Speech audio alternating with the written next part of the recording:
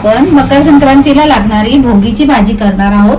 त्यासाठी लागणारे साहित्य: 1 वाटी गाजर, 1 वाटी पापडी, 1 वाटी पांढरे तीळ, 1 वाटी हरभरा, 1 वाटी घेवडा, 1 वाटी बटाटा, थोडेसे लसूण, मीठ, कढीपत्ता, 1 वाटी टोमॅटो, फोडणीसाठी तमालपत्र, लवंग, मिरी, हळद, धने जिरे पावडर, खडा मसाला पावडर, लाल तिखट आणि घरगुती मसाला। काळं वाटण करणार आहोत आपण। त्यासाठी 2 भाजलेले कांदे, भाजलेलं खोबरं, शेंगदाणे, लसूण आणि पांढरे तीळ याचं आपण काळं वाटण करणार आहोत।